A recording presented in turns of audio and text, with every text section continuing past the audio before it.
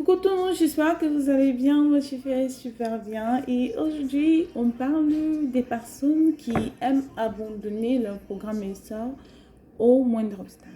Donc, aujourd'hui, je vais vous parler de deux phénomènes physiologiques qui peuvent vous faire abandonner votre programme ESSA alors que c'est purement physiologique. Donc, il va falloir comprendre en fait souvent un peu comment notre corps fonctionne afin de comprendre parfois certains petits désagréments qu'on peut rencontrer au cours de notre programme ESSA. Donc, ok, je vais encore parler de mes clientes parce que très souvent, mes vidéos sont basées sur les complaints ou alors les plaintes de mes clientes et je profite en fait pour faire des vidéos afin que s'il y a des personnes aussi comme ces clientes-là qui souffrent, que ces personnes puissent bénéficier en fait. Donc, aujourd'hui, je vais parler en fait de deux phénomènes. Le premier, c'est les menstruations. Donc, j'ai ma cliente qui vraiment, elle suit son programme, elle sort vraiment de façon appropriée.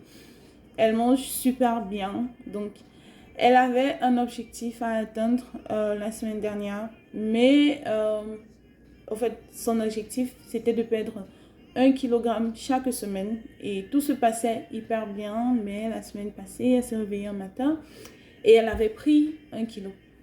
Et à la veille, elle avait mangé hyper super bien, vraiment un repas léger.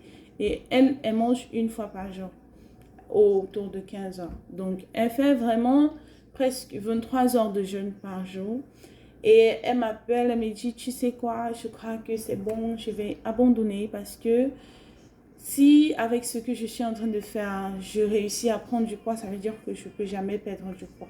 Alors je lui demande qu'est-ce qui se passe. Elle me dit, je m'attendais à perdre mes 1 kg cette semaine, mais plutôt j'ai pris 1 kg. Pourtant, quand je regarde dessus toute la ligne, j'ai pas fait de faux pas. Alors je lui dis, ok, calme-toi, il y a sûrement une explication. Et elle me dit, non, je ne trouve pas d'explication, j'ai vraiment suivi ce que tu m'as demandé de faire à la lettre et tout. Et je lui dis, ok, est-ce que tu as tes menstrues? Et elle me dit, oui. Et je lui dis, oh, bien, voilà. Ça explique en fait pourquoi tu as pris du poids. En fait, c'est pas une prise de poids en tant que tel, c'est un phénomène purement physiologique qui s'explique. Donc, ce qui se passe, c'est que à la veille de nos règles, très souvent, le corps retient beaucoup d'eau. Donc, cette rétention d'eau, en fait, a des répercussions sur notre poids à la balance. Donc, on peut avoir l'impression d'avoir pris du poids, mais c'est uniquement de l'eau, en fait. Donc, après, quand on commence à avoir les menstrues, peut-être 1 à 2 jours après, dépendamment des corps, on peut, dépendamment des organismes, s'il vous plaît, on va reperdre cette eau-là, en fait. Donc, mais il y a un petit piège pendant les menstrues. Pendant les menstrues, on a une envie de manger sucré. Donc, tout ce qui a du sucre ajouté, on a vraiment envie de manger cela. Et on a une tendance à manger beaucoup. Ça fait qu'au finish, lorsque les menstrues finissent, on a finalement pris du poids. Mais ce n'est pas lié à cette prise de poids du début. C'est seulement parce qu'on s'est laissé aller, on a mangé un peu trop pendant les menstrues. Donc, si vous connaissez déjà ça, vous allez comprendre qu'en fait, c'est physiologique et ça se passe chez presque tout le monde. Donc, il n'y a vraiment pas de quoi s'alarmer. Il n'est pas question d'abandonner un programme qu'on a fait depuis peut-être 3 semaines juste parce qu'un jour, on a eu un faux pas. Donc, si c'est le cas, cherchez, il y a toujours une explication en fait. Il y a toujours une explication. Et n'abandonnez surtout pas. Dites-vous que si vous faites ce qui doit être fait et que vous ne perdez pas de poids, alors si vous faites ce que vous ne devez pas faire, la situation risque d'être pire. Peut-être si vous prenez 1 kg par semaine, vous allez vous retrouver à prendre 5 kg par semaine. Donc, l'idéal est de toujours faire ce qu'on doit faire et en cherchant en fait l'explication, la raison pour laquelle on n'est pas en train de perdre du poids comme on voudrait perdre en fait. Et le deuxième exemple, c'est une autre cliente qui traque sa glycémie tous les matins et après les repas. Bon, elle traque tôt le matin, 1 heure après le repas et au coucher. Donc, Elle veut être sûre que sa glycémie le matin n'est pas élevée parce qu'elle est allée au lit avec une glycémie élevée. Donc, elle traque 3 fois par jour. Alors, dimanche dernier, elle est allée rendre visite à une amie. Et à son retour, elle a mangé un seul repas. Elle était censée retourner de son amie et manger son second repas. Mais elle a mis plus de temps que prévu. Donc, du coup, c'est un seul repas qu'elle a mangé ce jour-là. Elle est tellement contente. Elle s'est dit, bon, sa glycémie va sûrement être au top. Mais ce qui se passe, c'est qu'à son retour de chez sa copine, elle prend sa glycémie et sa glycémie est élevée. Au-dessus même de la normale, en fait. Donc, elle m'appelle, elle me dit, bon, je suis allée chez mon amie vers 14 heures et je n'ai pas mangé. Là, il est 22 heures et ma glycémie est élevée. Donc, je suis quand même, ça fait combien d'heures? De 14 heures à 22 heures. Ça fait un truc comme 8 heures. Donc, elle était censée vraiment être dans les normes, surtout qu'elle reconnaît avoir bien mangé. Et 1 heure après son repas, sa glycémie était normale. Donc, elle me dit, je ne comprends pas pourquoi ma glycémie est élevée. Et le matin encore, elle traque la glycémie et elle est élevée le matin. Donc, elle me dit, tu sais quoi, tes trucs là ne marchent pas. Je lui dis, calme-toi. La physiologie, en fait, c'est pas la magie. Il y a toujours quelque chose qui explique. S'il y a un phénomène bizarre, il y a très certainement une raison. Elle peut nous échapper, mais ça ne veut pas dire qu'elle n'existe pas. Il y a quand même toujours quelque chose qui explique ce qui s'est passé, en fait. Je lui dis, ok.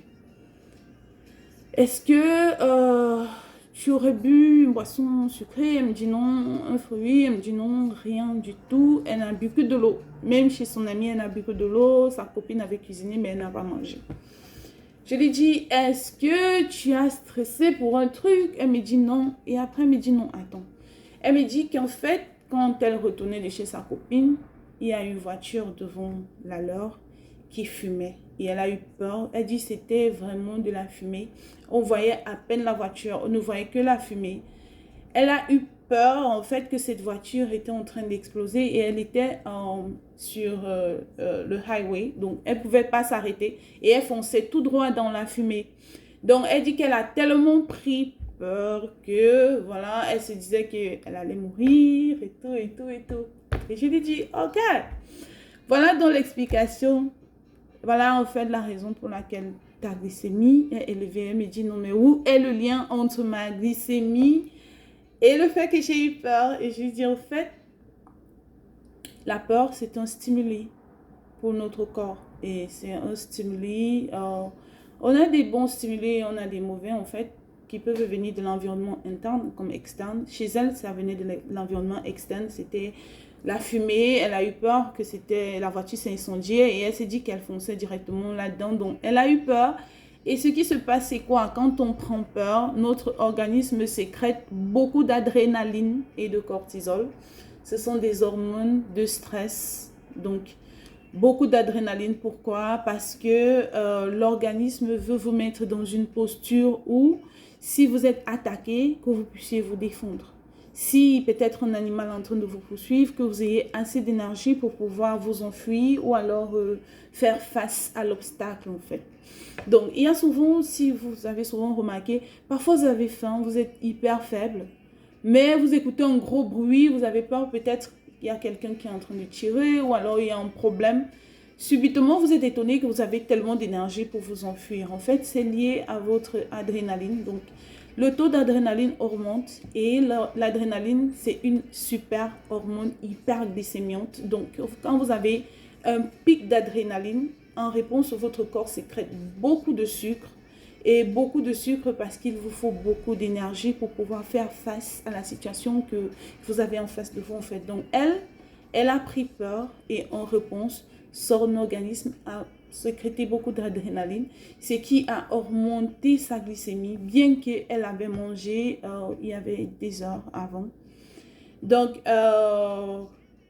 malheureusement, ça prend beaucoup d'heures en fait pour résoudre ce problème-là. C'est pour ça qu'on demande de ne pas stresser beaucoup.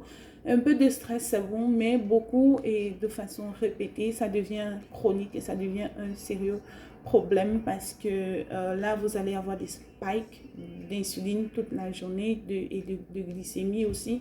Et ce qui n'est pas bon, c'est ce que nous essayons d'éviter en évitant les sucres en fait. Donc, vous ne pouvez pas éviter le sucre et vous mettre dans le stress qui en fait est en train d'agir dans votre corps comme si vous preniez des grosses doses de sucre.